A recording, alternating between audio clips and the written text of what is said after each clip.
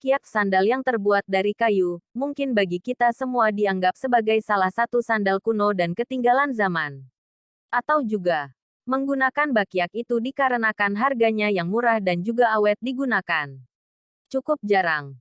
Bakyak digunakan dalam peristiwa-peristiwa penting. Lebih banyak ditempatkan untuk alas kaki di kamar mandi. Atau untuk digunakan untuk santai. Namun berbeda dengan Kiai Abbas Abdul Jamil.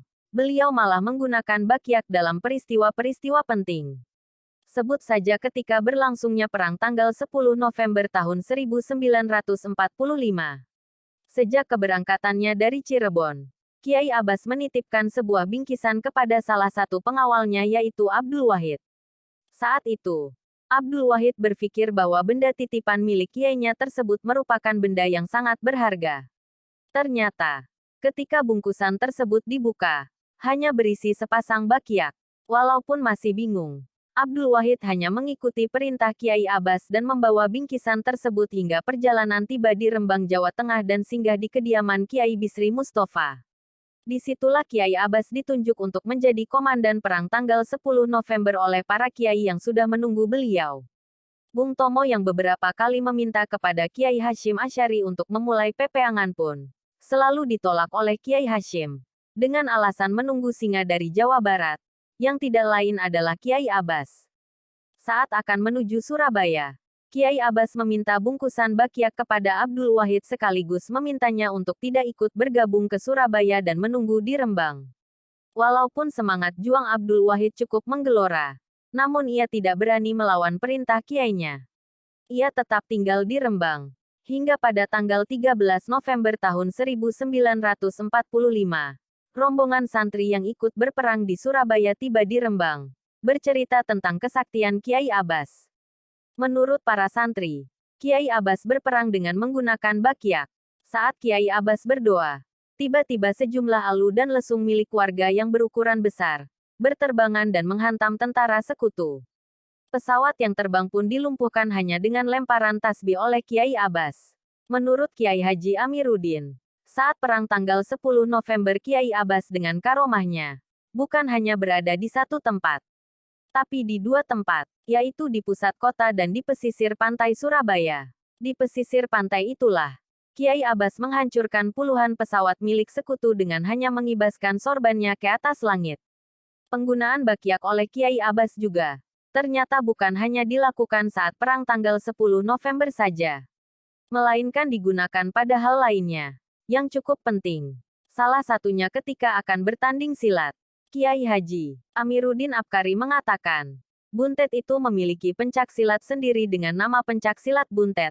Ia pernah mendapatkan cerita dari Mang Kisom, salah satu pendekar silat asal buntet yang juga pernah menjadi gurunya, tentang kehebatan pencak silat buntet dan juga bakyak Kiai Abbas.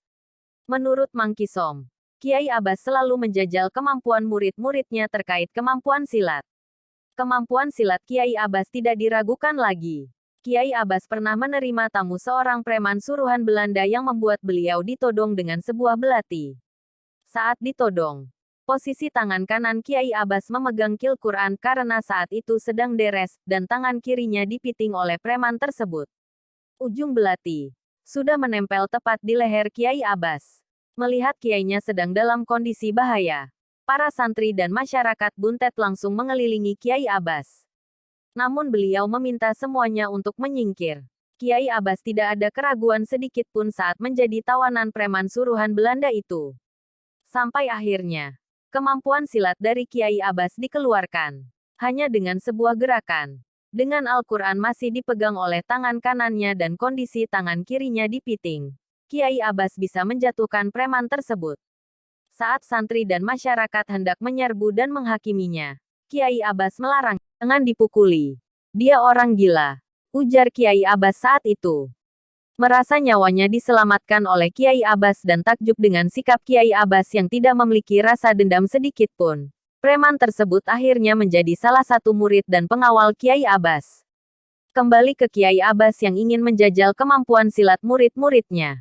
Menurut Mang Kisom, Kiai Abbas sering meminta murid-muridnya untuk mengeroyok Kiai Abbas untuk menjajal kemampuan silat yang sudah dikuasai. Tapi, sebelum memulai, Kiai Abbas selalu mengganti sandalnya dengan Bakyak terlebih dahulu. Jadi sebelum bertarung, Kiai Abbas meminta diambilkan Bakyak miliknya. Ujar Mang Kisom. Seperti yang diceritakan oleh Kiai Haji Amiruddin Apkari kepada penulis, Kiai Abbas akhirnya memperlihatkan kemampuan pencak silatnya. Walaupun dikeroyok oleh 5 orang, semua orang tersebut tersungkur tanpa ada yang bisa menempelkan tangan atau kakinya ke badan Kiai Abbas. Menurut Mang Kisom, kaki Kiai Abbas seperti tidak menempel di tanah. Gerakannya sangat cepat dan pukulannya juga mematikan. Kalau bertarung dengan Kiai Abbas, tidak ada yang pernah berhasil menyentuh badannya, kata Mang Kisom. Entah, misteri apa yang tersimpan dari sepasang Bakyak yang cukup istimewa milik Kiai Abbas. Namun sayangnya, hingga saat ini Bakyak tersebut tidak diketahui keberadaannya. Untuk beliau,